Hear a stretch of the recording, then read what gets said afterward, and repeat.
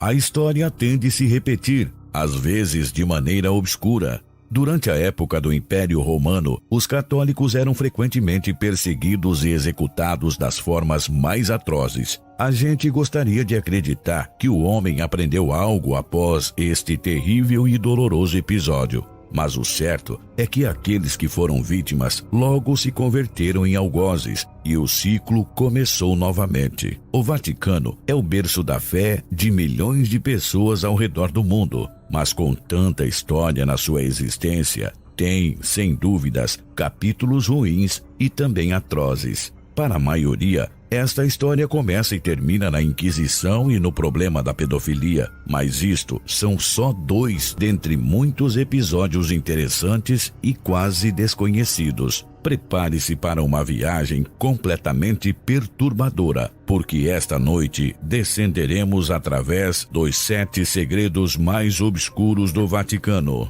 Número 7. Um castrato, ou castrate, quando se fala no plural, era um tipo de artista muito especial que só podia existir no passado, pois hoje em dia seria um escândalo. O porquê é tão doloroso quanto simples. Os castrati eram homens a quem, desde crianças, eram submetidos a uma castração, melhor dizendo, lhes cortavam os testículos com a finalidade de que conservassem para sempre uma voz aguda e delicada que servia para cantar temas, com frequência religiosos, com que deleitavam a nobre reis e autoridades eclesiásticas.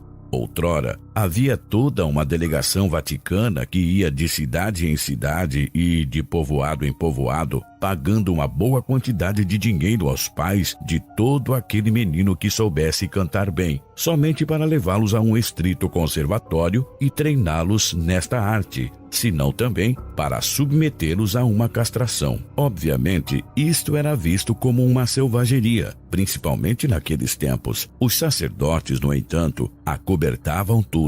Eles instruíam os pais que aceitavam dinheiro a que, se qualquer pessoa fizesse perguntas, dissessem que ao seu filho tiveram que amputar os genitais devido a uma mordida de um porco. Número 6. Muitos acreditam que o marketing é, entre aspas, um invento do século XIX, mas se enganam. Num sentido mais abstrato e arcaico, o marketing é quase tão velho quanto a civilização e a política. Na era medieval e obscurantista, a igreja e outros poderes sob esta advogavam por manter o grosso da população o mais ignorante possível, pois tinham compreendido algo que, lamentavelmente, os poderosos ainda hoje em dia tiram proveito. Uma pessoa ignorante é fácil de controlar. E o método efetivo com que o Vaticano atraía novos adeptos era com estes vitrais. Ponha-se no lugar de uma pessoa comum daquela época. Leve em conta que uma analfabeta que jamais tinha visto nada fora do seu reduzíssimo povoado, que não conhece nem sequer o vidro, se sentia incrivelmente maravilhada quando olhava para isto, e sem falar quando passava os raios de sol através deles. O Vaticano encomendou centenas de milhares destes vitrais, não porque sentisse algo especial por esta arte, mas sim porque os usavam nos templos a fim de vender mais fácil ao povo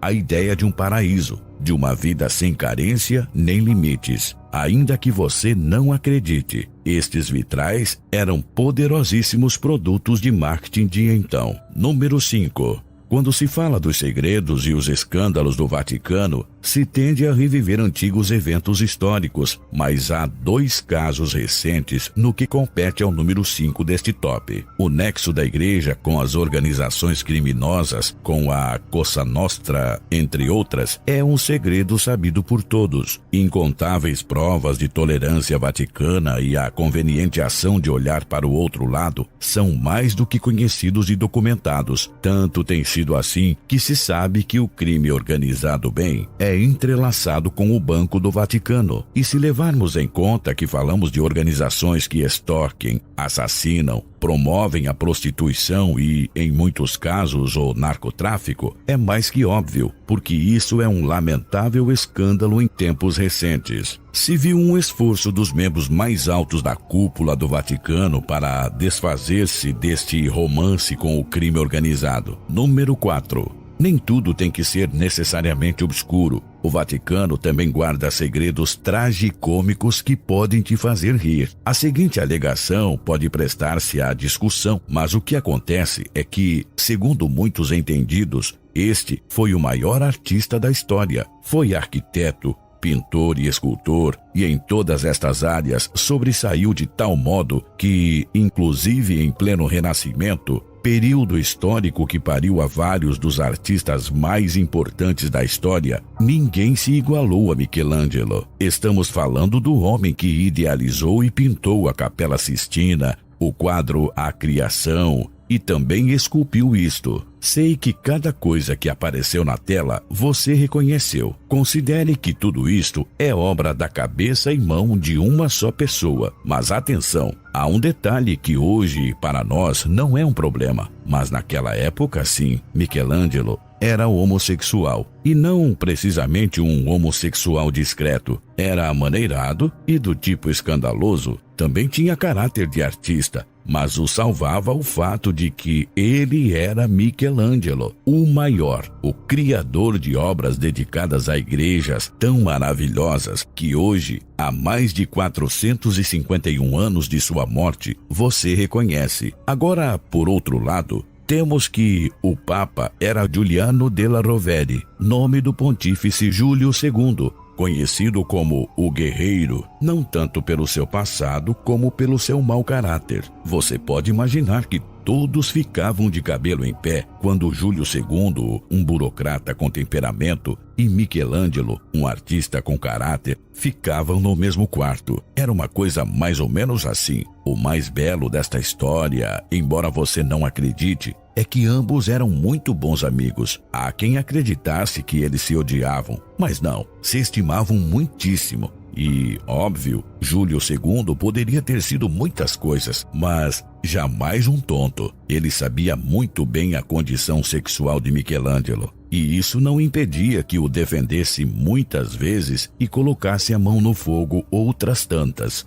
E não pense mal, Júlio II era heterossexual. Simplesmente ambos eram amigos. Se dizia que algumas vezes brigavam, às vezes até a punhos, brigas que, certamente, ganhava sua santidade. Em algumas ocasiões, Michelangelo aparecia com o olho roxo. Mais outro segredo do Vaticano. Número 3. Tal qual a tortura chinesa, o termo tortura medieval está carregado de muita simbologia. A razão é simples, se relaciona diretamente com a Inquisição. O escrito do Papa Inocêncio IV o estipula muito bem. Se a tortura é apropriada para aquele que quebra as leis dos homens, então é mais apropriada ainda para aquele que quebra as leis de Deus. Por isto, a Santa Inquisição tem uma conotação muito obscura, porque foi uma das primeiras vezes na história da humanidade que a tortura foi estudada, se aperfeiçoou e, inclusive, se transformou numa espécie de arte. Ora para fazer padecer um desgraçado os piores tormentos, ora para tirar alguma confissão, e muitas delas, como a privação do sono, a tortura psicológica e, inclusive, o conhecido waterboarding, são usados hoje em dia em versões mais modernas pelas milícias de alguns países. Mas, se todas essas coisas tivessem copyright, lhe pertenceriam ao Vaticano.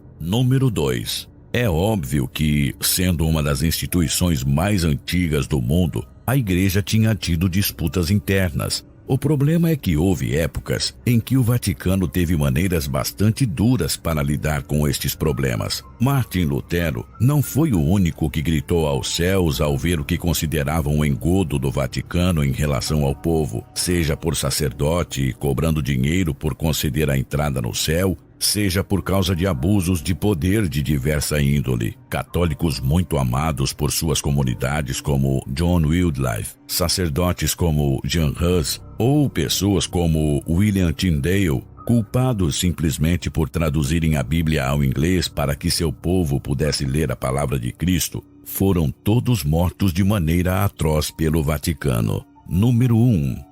Se pedirmos a sua opinião sobre qual ação questionável cometeu o Vaticano nos últimos tempos, o tema dos padres pedófilos certamente seria a mais comentada. Muitos outros falarão da Inquisição. Mas, com relação a esta, há uma verdade que poucos sabem. Apesar de ser um pensamento desagradável, poderíamos imaginar por que um sacerdote medieval ou uma freira desta época estariam interessados em ver arder uma pessoa acusada de bruxaria por fazer pacto com Satanás, com Belzebu. É terrível, sim, mas se pode chegar a entender a linha de pensamento de uma pessoa assim. Porém, a realidade era sensivelmente pior. Resulta ser que a Inquisição Espanhola frequentemente procurava uma e outra vez culpados de heresia, não sob mera suspeita bem fundamentada de pacto com o lado obscuro, senão